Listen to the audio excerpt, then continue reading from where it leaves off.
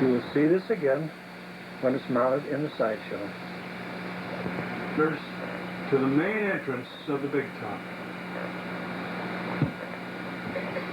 Balloons were sold for a nickel each at that time. Therefore, business was generally pretty good.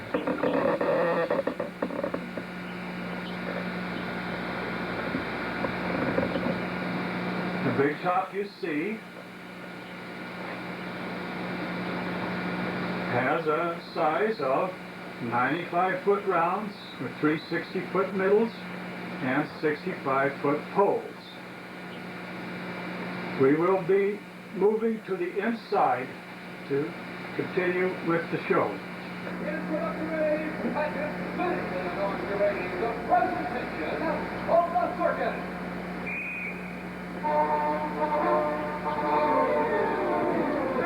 Children of all ages, welcome to the Great Taylor Circus main show under the big top. Most shows begin with a spec parade. The grand entry spectacle was the way circuses previewed everything the show had, and the name was commonly shortened and referred to as the spec. No circus would be complete without music. You can see the band on the platform with its director in lighter colored suit.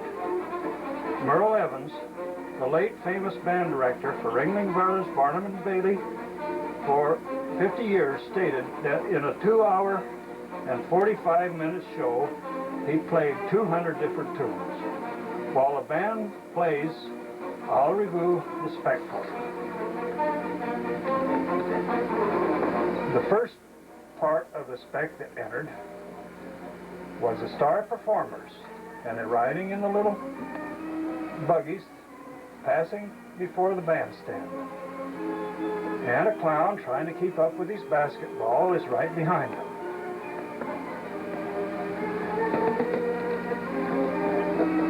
See how I'll change positions and go on.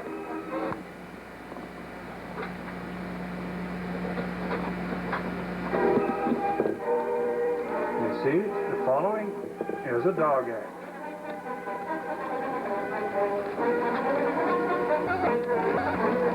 Sometimes the dog acts are some of the funniest part of the show. Next in line is a couple of work children.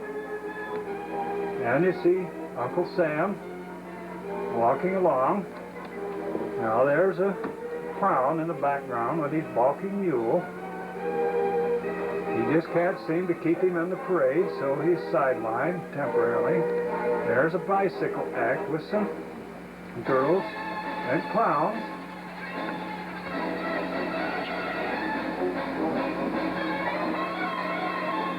There's a clown,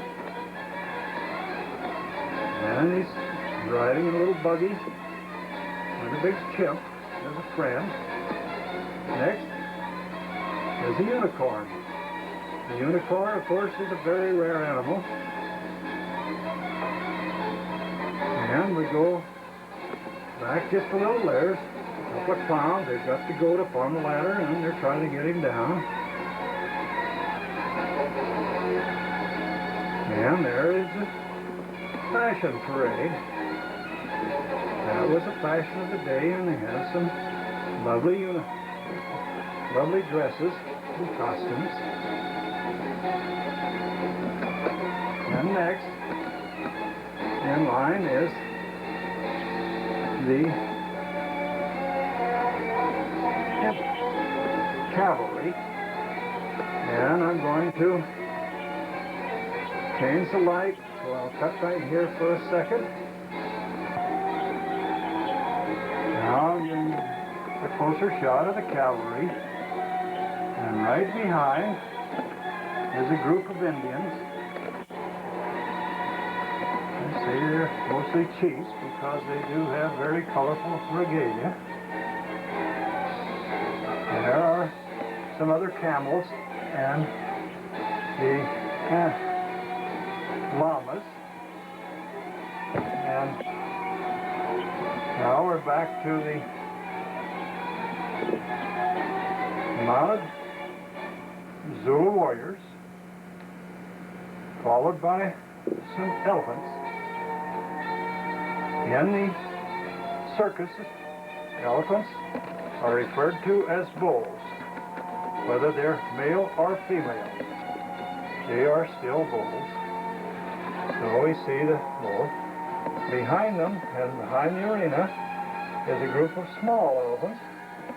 They're the babies, but they train them early and they generally give a pretty interesting performance.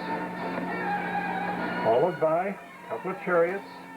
The chariots generally have a performer of some type riding. There's a camel brigade, and there is some ponies coming through for a pony act of some sort. You can see the curtains in the background, and probably more of the show yet to enter. But we will get on with some of the other show.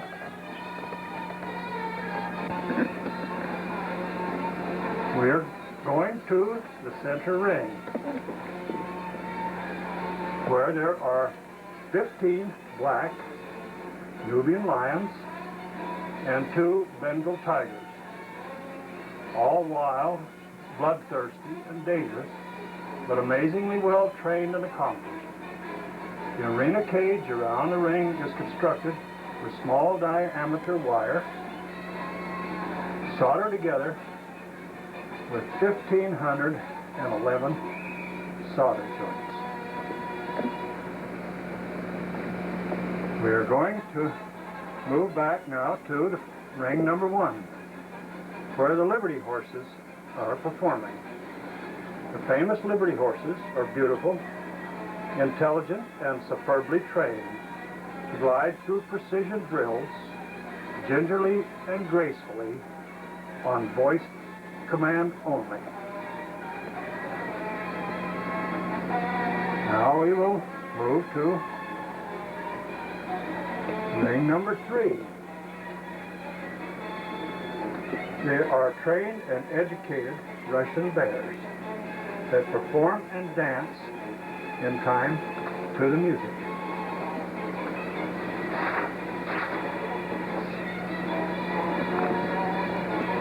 We will stand back to see the clowns. It is always a hurricane of howling hilarity, and skipping and hopping through a series of harum-scarum capers and horseplay. As you can see, they haven't gotten their goat down yet. And there is Uncle Sam parading along in the clown. And there's the clown with his balking mule. He hasn't gotten him back in the parade as yet. And there is the one with his basketball. Where he's going to play with that basketball, I don't know, but he's managing to keep it in the parade. I'm going to give you a scan of the important part of the show. I'm going to show you next the spectators.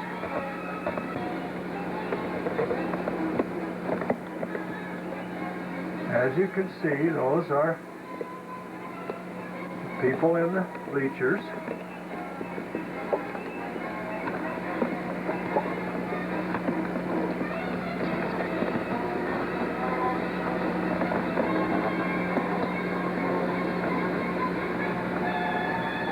And over there, I'll get out of the light.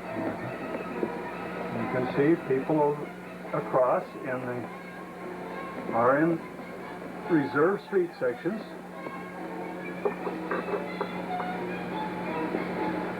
And on down to this end.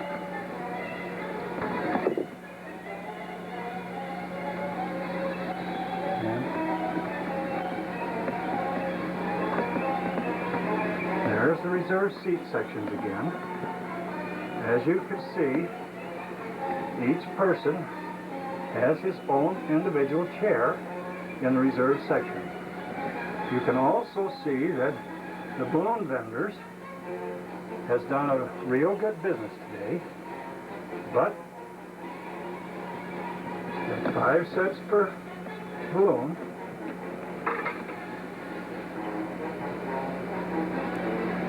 most people can afford it.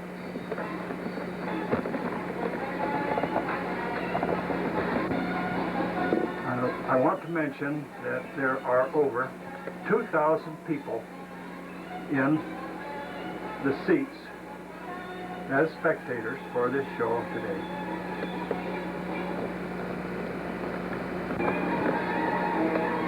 As we move out, we see a Mack truck. That Mack truck has a little machine on the back of it for driving stakes. The Mack truck is one of very few rubber-tired vehicles in this show. And as I move around, you notice there's a cop standing by the front of the truck, and while he's looking the other way, there are a couple of boys sneaking into the show. Now we will move past this light plant that supplies power from this end, and I will then take you to the backyard of the circus. The next show is taking place, but we are leaving the big top, and I'm taking you to the back, well, the backyard as it's called, to show you what goes on back here. There's generally lots of activity in the backyard. You see the wagons. There's the little pad room top. Elephants, cage wagons, and more elephants down on the dining top. I'll move down this way and show you a wagon.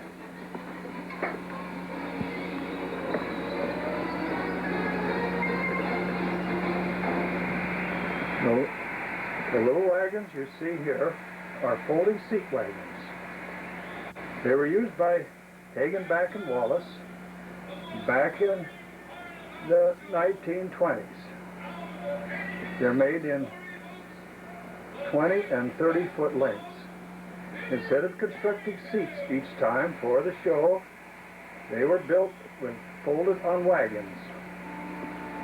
One is 20 foot and the other one's 30 foot long. And in order to carry enough seats for a show, it took 15 70-foot flat cars.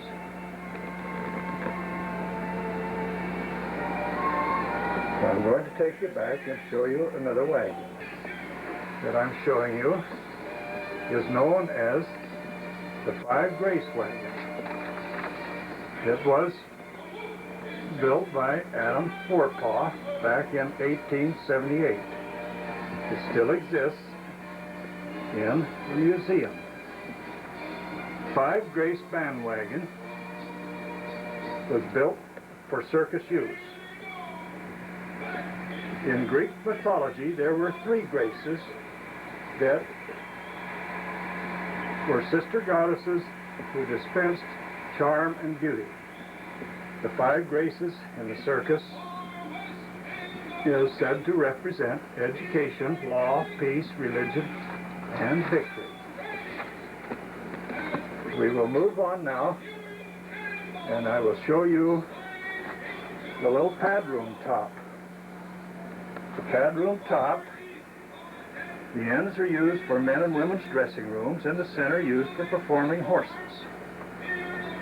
I will try and get in and give you a close-up inside.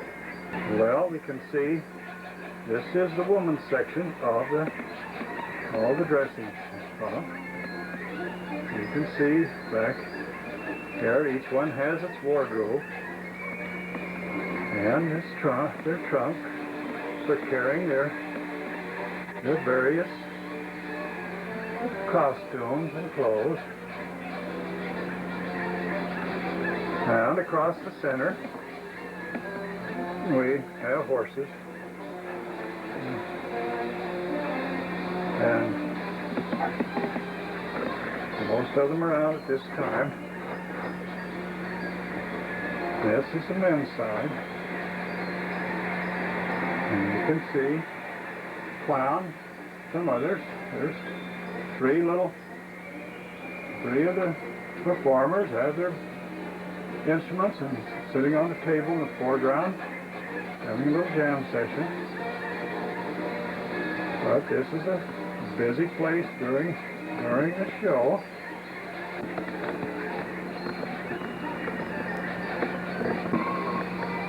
I'm going to show you another important top. This is not entirely the design that's normally used. They use a hip roof, but this is a horse top. In a circus, and this is the horse top. This is the top where the work stock is kept during the show. Sometimes there's 300 and 400 horses used for their work stock, and this is where they're fed and watered during their stock work.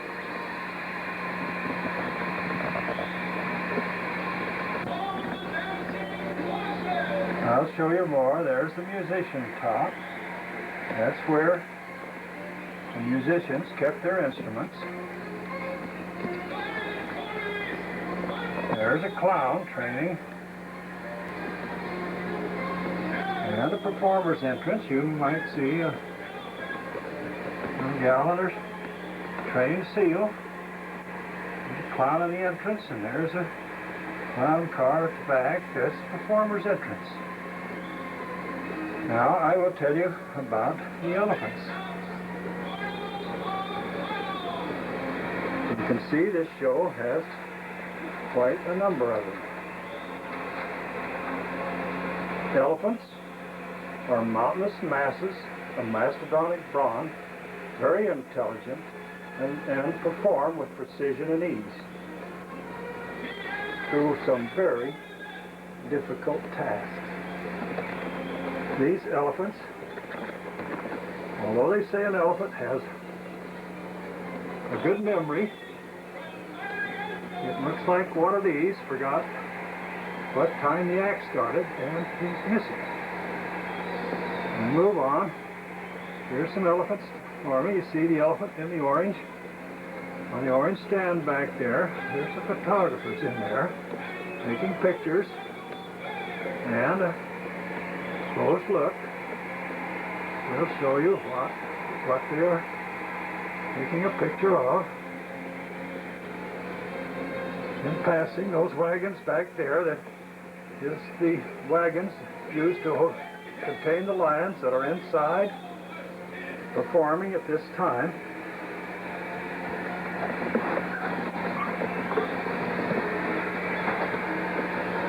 And you see more elephants over here in the backyard being trained.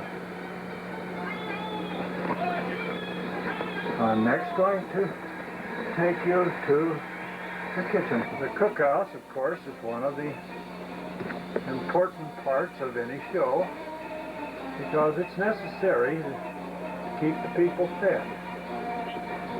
Working in the cookhouse, there's Aunt Jemima, and there's one of the cooks, but as you can see, he looks like he's quite provoked, and the reason is that the cookhouse equipment hasn't arrived. The boiler and the stoves have not arrived. There's a couple of the boilers, but he can't feed all of those people without the rest of the equipment. Merle Evans said that at one time, Ringling Brothers, Barnum and Bailey had 1,400 people, and the daily menu that they had to supply for those people was they had 125 cooks and waiters, 2 men to cut meat, two bake pastries, and 1 to make soup. They use 2,400 pounds of fresh meat, 226 dozens of eggs, 2,225 loaves of bread, 30 gallons of milk, 280 pounds of butter, 150 pounds of greens for salad, 110 dozen oranges, 1,300 pounds of fresh vegetables, 2 barrels of sugar, 26 bags of salt, 200 pounds of coffee and tea, 50 sacks of potatoes, and 2,600 ears of sweet corn when in season. That is a little more than we use at this circus. We will now move on and show you some more of what goes on. As you can see, some of it is in operation. The little carousel, or the merry-go-round, is operating and is carrying a few kids. And the Ferris wheel has been set up. As you can see, the Midway is under construction, but it is not being used yet. The Ferris wheel has 67 people riding on it at this time.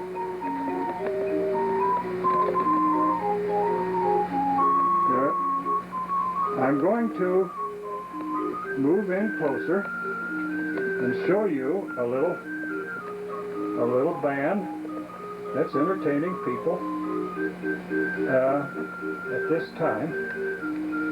Little band. I'm sure that the music you're hearing is not the music the little band's playing, because you can see that they have some dancers on the floor, and we have several spectators over here watching the entertainment.